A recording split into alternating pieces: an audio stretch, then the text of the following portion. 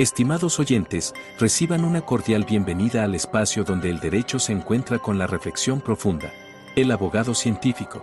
Este foro es nuestra dedicación a explorar las intersecciones entre las disciplinas jurídicas y el pensamiento crítico, ofreciendo un escenario para el diálogo intelectual y el desarrollo personal en el mundo del derecho. Acompaña a Andrés Arellano en este viaje de indagación y descubrimiento. Cada capítulo está diseñado para profundizar en cómo el razonamiento analítico influye y fortalece nuestras prácticas legales, desafiando las convenciones y fomentando un entorno de aprendizaje basado en la comprensión y el razonamiento lógico. El abogado científico se compromete a ser una ventana a la exploración de conceptos jurídicos a través de la lente de la metodología y filosofía científica, con un fuerte enfoque en el análisis crítico y la evidencia. Este enfoque nos permitirá abordar temas desde una perspectiva única, desentrañando las complejidades del derecho y promoviendo una práctica legal más reflexiva y fundamentada. Así, los invito a embarcarse en esta aventura de conocimiento, donde juntos exploraremos los principios que forman la esencia de la abogacía. Prepárense para un viaje hacia la comprensión profunda y el enriquecimiento intelectual. Bienvenidos a El Abogado Científico. Bienvenido a este episodio y este es muy especial porque ahora sí que vamos a hablar de un tema que casi no es tratado por parte de juristas, de los que dan conferencias, de los que hacen y escriben libros y algunas veces hablan de encimita, pero no profundizan. Es el consentimiento informado. Sí, señor. En materia penal, bueno, de hecho en cualquier área del derecho, pero nosotros nos enfocamos en la penal y desde la práctica como defensores particulares, más que nada, el consentimiento informado es muy importante. Tan importante que este permite a una persona la toma de decisiones más racionales. Vamos a entrar un tanto en detalles y la base de esto, dado que casi no hay material escrito, yo, te voy a ser bien honesto, yo me basé mucho en el libro que tiene la Comisión Nacional de Arbitraje Médico, que se llama Consentimiento Válidamente Informado. Ahí es un estudio en alrededor de 80 páginas de lo que es el consentimiento informado, sus descripciones, conceptos, principios, las bases éticas, las bases morales, algunos presupuestos y criterios para tenerlo como válido, etcétera, etcétera. Y entonces de ahí lo tomé y por supuesto adapté a mis reflexiones, a mis necesidades prácticas, el consentimiento informado, y en la mayoría de casos hago que mis clientes firmen un consentimiento informado. Más aún cuando está de por medio, por ejemplo, un procedimiento abreviado, ¿no? Incluso una salida alterna, etcétera. Cualquier aspecto relevante hay que informarlo al cliente, pero no bastan simples comunicaciones verbales. También es necesario que exista un documento. Obvio, mira, como yo lo veo, es un documento muy relevante que incluso puede, según el contexto, sería un material probatorio para fincar una responsabilidad profesional al abogado, ¿sí? Incluso no nada más que exista, sino su no existencia, y esto es bien importante, su no existencia puede dar pie a fincar una responsabilidad profesional al abogado. Entonces, vale más que exista a que no exista. Y no dar por presupuesto de que el cliente ya sabe, no. Es un trabajo formal, un trabajo profesional, un trabajo científico el que se realiza y pues también ético. De ahí que veamos algunos aspectos importantes del consentimiento informado, bueno, adaptados a la práctica. Y si te sirve algo, adelante. Si quieres mejorarlo también, de hecho, hasta serviría para compartir experiencias en estos temas, ¿no? El consentimiento informado simplemente es un documento informativo para el cliente en relación a su caso, ¿no? Esto implica ya una forma de comunicación entre el cliente y el abogado. Y centrémonos un poquito en este tema de la comunicación. Muchos abogados tienen la maña de escribir muy técnico y explicarle a la gente cosas muy técnicas, cuando tendremos que aplicar un poco la parsimonia, es decir, buscar de las mejores explicaciones, de las más simples, que por supuesto también tengan un contenido que abarque grandes aspectos o aspectos importantes técnicos, ¿no? Entonces, la cuestión de la parsimonia es importante, o sea, volver inteligible al cliente la información técnica de su caso. Esto implica no ser ambiguos, no tener imprecisiones y medir las palabras en atención a que los clientes no manejan mucho la jerga jurídica. Es un reto bien importante, muy interesante. ¿Y qué es lo que hago yo? Por ejemplo, en algunos, estaba revisando algunos consentimientos informados que tengo por ahí y te voy a ser bien honesto. Yo pongo el aspecto técnico. Mi criterio es no omitir esa parte, pero luego lo explico en un lenguaje liso, llano, sencillo, parsimonioso, para que el cliente pueda comprenderlo. En ocasiones he utilizado lenguaje coloquial, ¿sí? Palabras comunes a la jerga del contexto sociocultural en el que vivo. Y bueno, se entiende pues que está lo técnico, así que en rigor del lenguaje propiamente jurídico, penal, y luego ya el lenguaje así ordinario, coloquial, para que quede esa comunicación inteligible, ¿sí? No ambigüedad, hay que darle un concreto contenido a las palabras, evitar las imprecisiones, por ahí mezclas o estructurar proposiciones sintácticamente mal estructuradas, evitar eso. Y bueno, es un reto, pero con la práctica sencillo, se vuelve muy sencillo. Eso es pues un punto importante en esta forma de comunicación. Ahora, en los fundamentos del consentimiento informado ya puede variar según tu campo teórico, tu teoría ética, por supuesto. Y mira que este documento de la CONAMED, donde analiza el consentimiento válidamente informado, toman ideas de la ética kantiana, como la autonomía del cliente, la libertad de decisión, ¿sí? La dignidad, ¿sí? Por ejemplo, el principio de respeto a la persona, ¿no? Que es una concepción moral que viene de la filosofía kantiana. También el tema de la autonomía. Y aquí hay algo importante. Al elaborar tú el consentimiento informado, has de tener ya una concepción ética, una teoría, una serie de reflexiones sistemáticas sobre la moral, sobre la costumbre y la cultura, para que sirva de fundamento. Al respecto, te comparto, yo sigo una premisa que Mario Bunge puso en su libro de Filosofía para Médicos. Me gustó, la reflexioné y para mí tuvo un hondo calado, ¿no? Dice que la búsqueda de la verdad presupone la honestidad. Entonces, si yo estoy siendo no nada más inteligible, me estoy comunicando con mi cliente de una manera parsimoniosa, sencilla, simple, entendible, y quiero ser veraz con la información, entonces tengo que ser honesto. Honesto con lo que digo, honesto con la situación del caso. Y esto es bien importante porque se relaciona con lo que te decía al inicio, ¿no? De que lo que se deje ahí en el plasmado puede servir incluso para fincar responsabilidades profesionales. Su ausencia aún más. Entonces, se hace esta serie de informaciones. Por ejemplo, aquí tengo uno a la vista.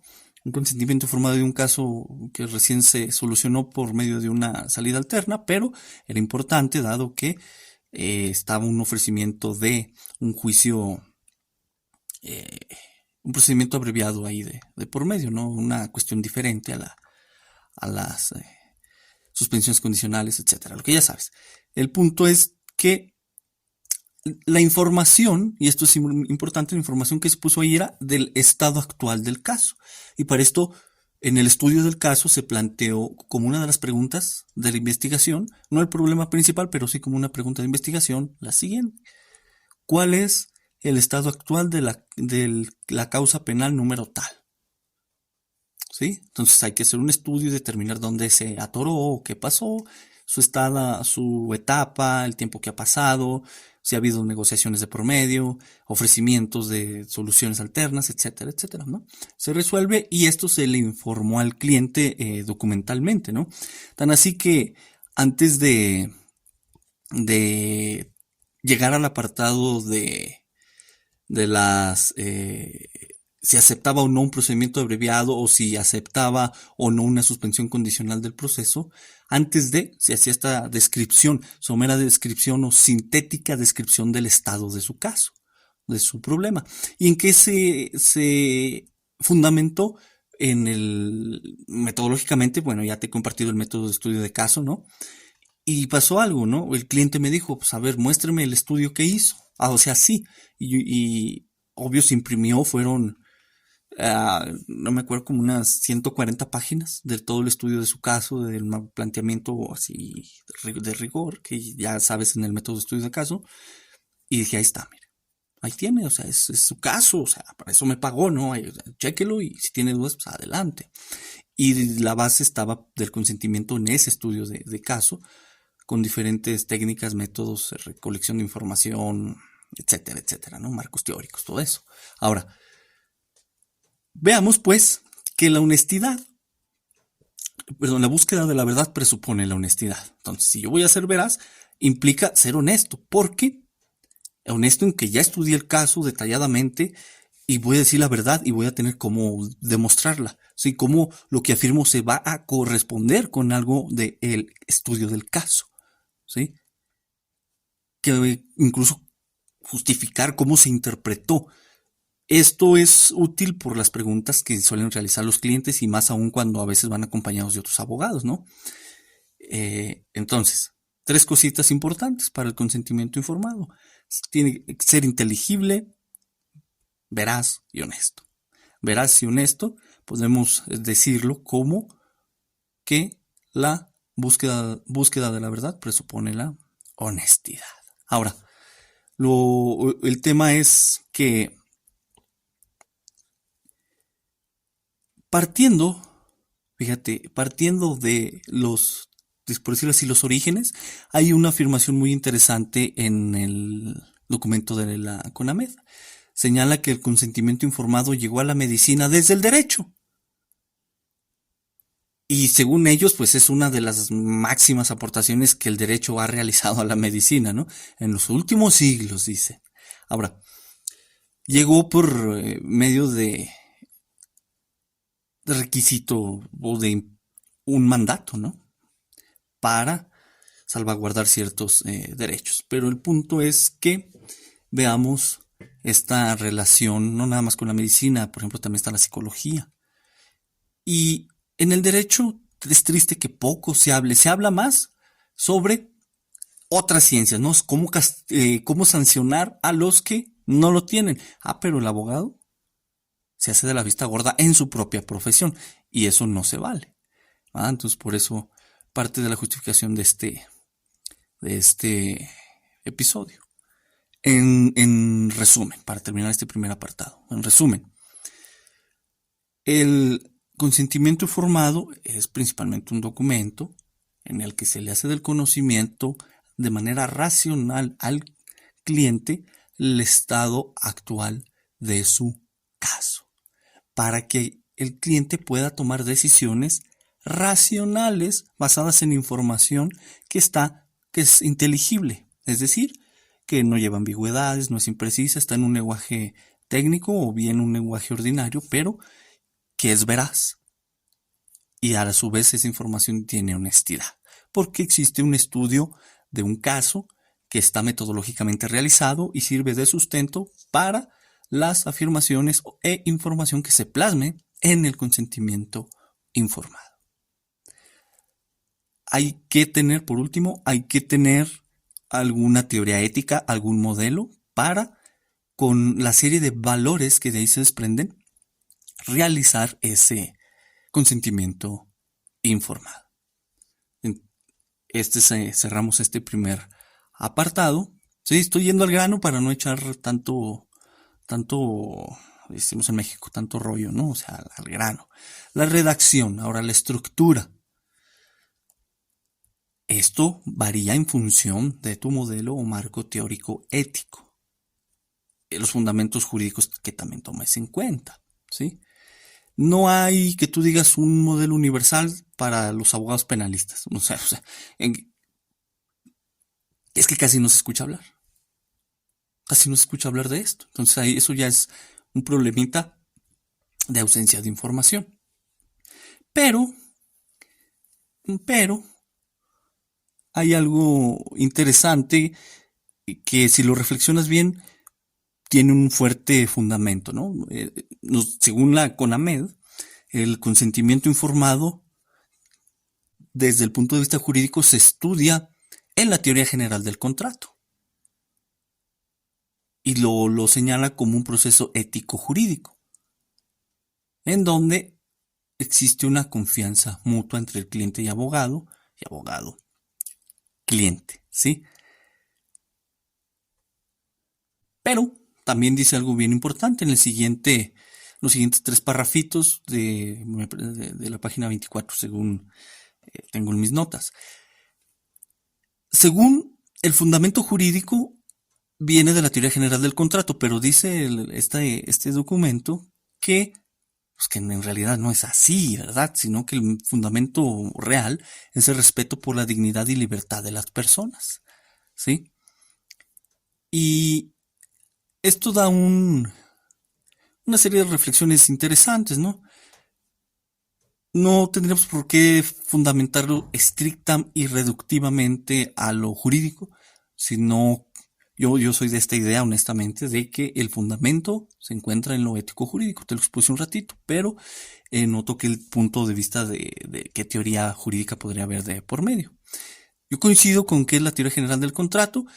No sé si pudiese desarrollarse alguna teoría del consentimiento informado, o bastaría, por ejemplo, pues como la teoría general del contrato le subyace la teoría general del acto jurídico, pues bueno, ahí tendríamos el fundamento, ¿no? De el consentimiento informado, dentro o como una parte especial una aplicación particular de la teoría general del acto jurídico. De ahí que pues su validez requiera de ciertos elementos, su existencia, elementos esenciales, elementos de validez, ¿no? Y evitar los famosos vicios, como la cuestión del error, la violencia, el dolo, etc. Cuidar esto es importante para decirle al cliente por qué. Bueno, ¿y por qué firme cuando te preguntan? ¿Y por qué firme ese documento? ¿Qué es eso del consentimiento informado? Yo pensé que nada más lo usaban los doctores, me han dicho algunos clientes. Y pues ya les empiezo a explicar lo importante que es para su caso, para ellos, para mí. Y que se lo lleven, lo lean, reflexionen y luego nos volvemos a reunir y tomamos decisiones. Esto es promover las decisiones racionales del cliente. Bueno, en resumen, para terminar este punto. Para comprender el fundamento jurídico, hay que acudir a la teoría general del acto jurídico, a la teoría de los contratos, y vuelvo, insisto y repito, encontrar la teoría ética de tu agrado. En mi caso muy particular, yo sigo una ética científica, ¿sí? Y lo jurídico, pues también ahí trato de hacer una intercomunicación teórica entre las diversas áreas de la ciencia y lo jurídico. Y algo bien importante para que no se te pase es tener cuidar, mejor dicho, esta elaboración y evitar vicios, ¿sí? Evita las ambigüedades, las imprecisiones, la falta de honestidad, porque eso puede llevar al error al cliente. Incluso puedes hacerlo con dolo, ¿sí? Entonces, teoría general del acto jurídico puede ocasionar la nulidad del consentimiento o la falta de validez del mismo. ¿Y quién crees que se va a meter en problemas? Tú, señor abogado, tú mismo, y tú solito. Entonces, cuidado con eso, ¿sí? Bien, vamos a penetrar ya un poco más en esto. Estamos hablando de que se promueven decisiones racionales, obviamente libres, obviamente informadas, es decir, que ha sido inteligible para el cliente, o sea, ha comprendido el lenguaje ordinario y hablando al nivel sociocultural que el cliente tenga. Esto es sí, bien importante, ¿no? Por eso es informado. ¿Va? Entonces tenemos ahí, se promovieron las decisiones racionales, se hizo inteligible y hay la voluntad de aceptar o no las acciones que vas a hacer y las posibles consecuencias. Pongo un ejemplo. Suelen existir casos en los que existe a veces cierta duda de qué acción realizar, por ejemplo en lo civil, que si es una acción A o una acción B, porque los hechos indican ciertas similitudes, ¿no? Que bien podrían caber en una acción o en otra. Y más aún cuando hay términos de prescripción de los derechos del cliente. Y esto conlleva a que si se selecciona la acción civil A, entonces una consecuencia es que posiblemente prescriban el ejercicio de la acción B. Entonces, esto el cliente debe de saberlo. Se pone en el consentimiento informado. Derivado del análisis del presente caso, se tiene que hay susceptibles de estas dos acciones civiles. La primera consiste en bla bla bla, en esto. La segunda consiste en lo siguiente. Ahora bien, al realizar la acción A, si se realiza la acción A, entonces una consecuencia es que se pierde el derecho, se pierde el derecho, acuérdate de la parsimonia, se pierde el derecho de ejercer luego la acción B. Se acepta esa consecuencia, el cliente es el que va a decidir, tú no, porque tú eres el abogado. Tu trabajo es estudiar, informar, representar lo mejor posible el caso y bueno, en lo penal, al final esto conlleva a lo siguiente. Tiene usted, por ejemplo, la opción de el llamado procedimiento abreviado, es decir, y das tu explicación inteligible, sencilla de lo que es a tu consideración y de tu práctica y racionalización el procedimiento abreviado. No me voy a meter en eso.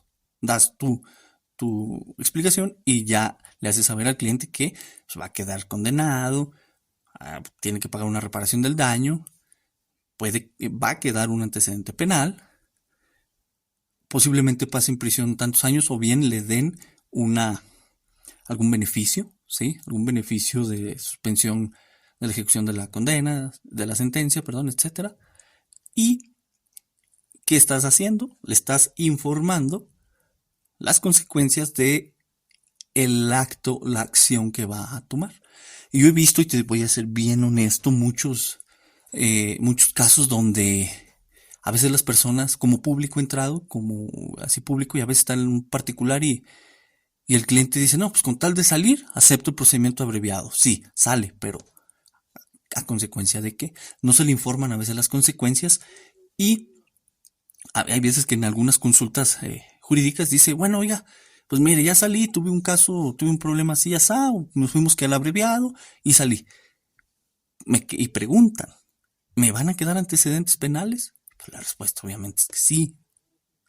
Y dicen, ¿cómo? Es que el abogado no me explicó, no me dijo, y mire que me va a afectar aquí en tal desarrollo de actividad económica, etcétera. Y pues bueno, señor, eso debió habérselo explicado el abogado. No, es que no me lo dijo, no me informó. Y ahí entra la reflexión, ¿no? ¿Puede existir una responsabilidad civil para el abogado?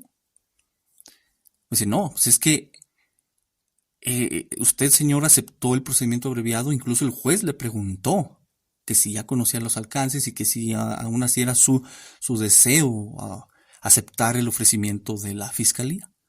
Y usted dijo que sí, en la audiencia, ante una autoridad. Tenía usted la posibilidad de esclarecer cualquier cosa, incluido lo que acaba de preguntar en esta consulta. Y pues se van sorprendidos, ¿no? Y ahí es donde entra este tema del consentimiento informado. Se los pido, señor, préstame su consentimiento informado. ¿Le dio el abogado algo o, no, o qué pasó? No, pues nomás me dijo que pues, ahí aceptara la pena y ya pagaba una fiancilla. Así es lo que usa la gente, en una fianza y salgo. Bueno, tenemos el primer problema. Aquí nos preguntemos, ¿es una decisión libre la que tomó el señor? ¿Hubo honestidad por parte del abogado? ¿Fue voluntaria? ¿Fue coaccionada? ¿Qué pasó? ¿Fue racional? Ya que esto implica la renuncia a un juicio donde incluso podía haber ganado, ¿no? O haber quedado absuelto. De ahí tenemos pues dos ejemplos, por ejemplo uno civil y este penal, de la relevancia y utilidad del consentimiento informado. Esto no lo quiero dejar pasar, hay en existencia una norma oficial mexicana que es llamada Norma Oficial Mexicana del Expediente Clínico. Esto es muy útil no nada más para interrogatorios y contrainterrogatorios, no, también para el trabajo como abogado, para estar orientado en la conformación de un expediente, algunos datos relevantes a tener en cuenta, etcétera, etcétera. Es la norma 04 WSA3 2012. Ahí ya lo he leído varias veces y ahí define el consentimiento informado, ¿sí? Y la mayoría pues lo señala como documentos, ¿sí? Algunos dicen que es un acto, otros un documento, pero al final del día existe normatividad al respecto. Que esté enfocada a medicina, a otras áreas o al área clínica, eso es muy independiente, sino que también nos sirve para los abogados. En resumen.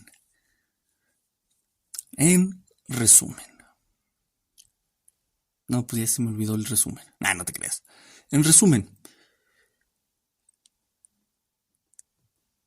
existen casos en los que las consecuencias de la acción a tomar impacta directamente los derechos de una persona, de ejercer ciertos derechos, o mejor dicho, de que puede perder ciertos derechos, es decir, el ejercicio de ciertos derechos al elegir una opción.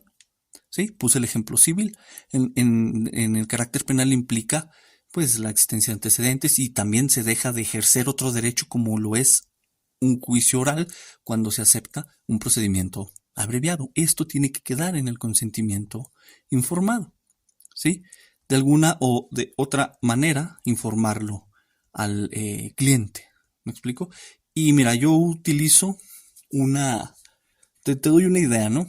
Porque esto se va ajustando conforme a mi práctica. Dice, y literalmente, en un apartado, con varios incisos, dice: acepto un procedimiento abreviado, y ya el cliente me tiene que poner de su puño y letra sí. Tengo otro formatito que dice así: acepto o no un procedimiento abreviado. Esa es está en negrita, ¿no? Y dice lo siguiente: acepto o no un procedimiento abreviado, por lo que manifiesto que sí o no. No tengo la línea en blanco. Si le pone sí, diría lo siguiente: por lo que sí es mi deseo pedir y o aceptar un procedimiento abreviado, por lo que no es mi deseo ejercer mi derecho de ir a un juicio oral. Si me dijeran que no, entonces sería: no es mi deseo pedir o aceptar un procedimiento abreviado, por lo que sí es mi deseo ejercer mi derecho de ir a un juicio oral. Es una forma en la que queda explícitamente plasmado la decisión racional del cliente. Si están enojados, si trae las emociones, honestamente yo no hago que lo firmen ni que lo llenen en ese ratito. Siempre les aconsejo, vaya, duérmase, relájese, descanse y nos vemos mañana. ¿Sí? También está otra parte, le pongo lo siguiente, dice, coloque un sí o no en la línea, dice. Sí es mi deseo explorar y, de ser posible, llegar a un acuerdo reparatorio o suspensión condicional del proceso. O bien, no es mi deseo explorar y, de ser posible, llegar a un acuerdo reparatorio o suspensión condicional, pero ahí queda, explícito. Y en relación, esto es bien importante, ¿eh? Y esto lo quise dejar así al final. La cuestión de la teoría del caso. Este es el siguiente punto. Concluyo el punto anterior y te dejo la idea nada más de redacción. Obvio, después de esto, de si se acepta o no un abreviado, si se acepta o no una suspensión condicional, un acuerdo reparatorio, etcétera, le sigue la explicación de las consecuencias. Eso es necesario, ¿verdad? Le sigue la explicación de las consecuencias, tanto de una forma o de otra, ¿no? Por ejemplo, sí es mi deseo aceptar un procedimiento abreviado. Y luego en un subapartado dice, si usted ha aceptado el procedimiento abreviado, entonces pasará a lo siguiente. Pena, pago, reparación del daño, posibles beneficios, antecedentes penales, etcétera, etcétera. Si usted no ha aceptado el procedimiento abreviado, entonces pasará a lo siguiente. Un juicio oral se desarrolla con estas etapas y esto se relaciona con la teoría del caso, que es el siguiente punto a tratar, ¿no? Y se defenderá la teoría del caso expuesta en el apartado tal, ¿no? O explicada en tales puntos. Ahí está. Es un ejemplo muy sintético. Ahora, cierro este apartado y voy al tercero y último, porque ya me extendí un poco más de lo que se tenía planeado. El tercer apartado, con esto termino, es el relativo a la unidad, a la teoría del caso. ¿Sí? Las consecuencias, según la CONAMED, del trabajo médico, queda plasmado, ¿no? Porque manifiestan ellos que los pacientes tienen derecho a ser informados de manera clara, completa, veraz, oportuna y calificada respecto de su estado de salud, las alternativas de tratamiento, beneficios y riesgos razonablemente previsibles conforme a la práctica médica. Y pues con esto le dará elementos a la persona para tomar su decisión racional y consciente. Entonces, analógicamente, nosotros tenemos una teoría del caso. Por ejemplo, bueno, no por ejemplo, más bien, lo que hago yo en el consentimiento informado es que pongo un apartado en donde defino la teoría del caso en su aspecto técnico y también ya en su aspecto sencillo, coloquial, ¿sí? Y ahí coloco explícitamente la teoría. Ya sabes, bueno, yo me manejo con unidad de análisis y proposiciones principales a defender y pues la proposición teórica y las demás afirmaciones, etcétera, lo que ya te he explicado en el método de estudio de caso que tengo en los anteriores episodios.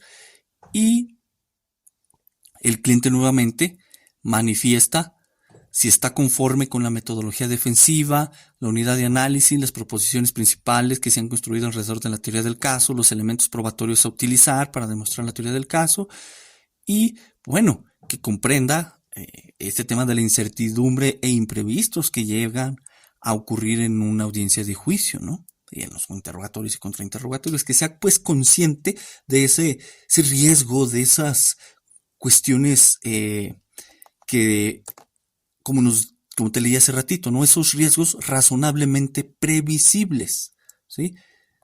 Que no vaya un testigo, o que un testigo pues hable de más,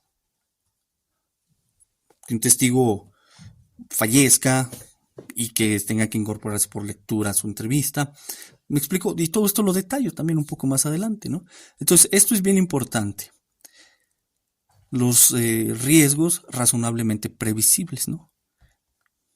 Que esto sí nos los enseña la práctica, pues también un tanto la jurisprudencia y pues tu propia observación empírica, ¿no? En resumen,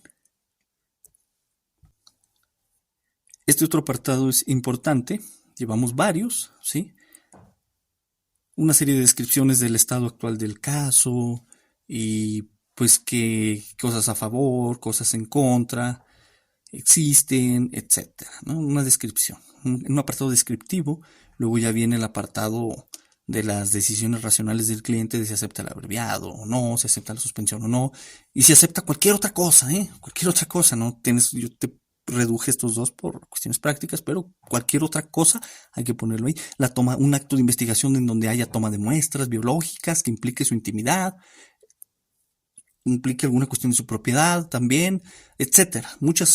Hay muchas situaciones que han de quedar claras ahí y el cliente tiene que dar su consentimiento sabiendo las consecuencias de, ¿sí? Viene el apartado de descripciones, un par de definiciones, ¿no? Y en relación a esto de la teoría del caso, pues vale la pena definirlas, valete de tu marco teórico. Yo tengo un apartado donde le digo a un cliente, así en términos técnicos, que la teoría del caso es el conjunto de proposiciones lógicamente estructuradas que sistematiza el contexto, es decir, hechos, pruebas, ¿sí? Y la norma penal y conceptos jurídicos que rodean un caso de estudio para describir y explicar sus elementos, propiedades y relaciones. Y aquí viene algo importante. Esta es la definición y luego viene la aceptación de lo que se propone como teoría del caso. Para la teoría del caso es una simple proposición teórica a la que le subyacen 2 o 3 o una unidad de análisis. Aquí en este que tengo a la vista, sobre el que me estoy basando para explicarte esto, en ese caso la unidad de análisis será la ausencia de requisito de procedibilidad porque era un delito de querella, y otra unidad de análisis era la atipicidad consistente en la ausencia del aprovechamiento del error, porque era un fraude. Entonces, estas son las unidades de análisis. Ahí está. La teoría del caso pues ya está enunciada en forma proposicional y le siguen afirmaciones proposicionales, entonces, sobre los que descansan los argumentos que constituyen la totalidad y el cuerpo de la teoría del caso. Se le explica al cliente bien profundo. Esto es un poquito tardado porque hay que encontrar las palabras, pero que la entienda bien, porque fíjate que he notado que los clientes cuando conocen la teoría que se está defendiendo y en juicio, a veces se les ocurren preguntas o hacen observaciones buenas. Oiga, ya se fijó que el testigo dijo esto, ya se contradijo y se acuerda que nuestra teoría del caso es tal. ¿Cree que nos ayude? No, ya empezamos esa buena y sana comunicación con el cliente. Me ha pasado un par de veces y por eso me animo a compartirte esto. Ahora,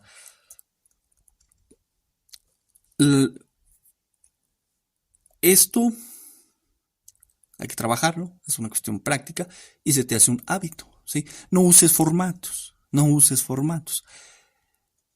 En su estructura general, en algunos apartados sí va a haber como que unos puntos así base, que él va a llevar todos los consentimientos informados de tus casos, pero sustancialmente va a variar conforme a la teoría del caso y algunas otras particularidades. Ya te expuse unas, ¿no? Que le vayan a tomar tomas de muestras. Órale, ahí vas tú con tu consentimiento informado elaborado específicamente nada más para ese acto de investigación. ¿Sabes qué, fulanito de tal? Te quieren tomar una muestra biológica de tu cuerpo. Tienes el derecho a negarte, etcétera, etcétera, y explicar las consecuencias.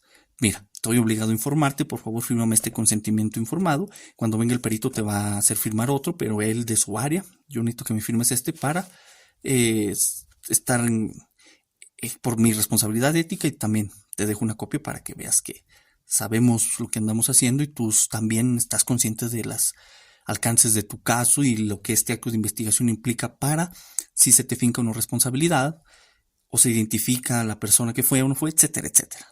Ya depende del caso, ¿no? Y pues la persona hay que explicarle 3, 4 veces.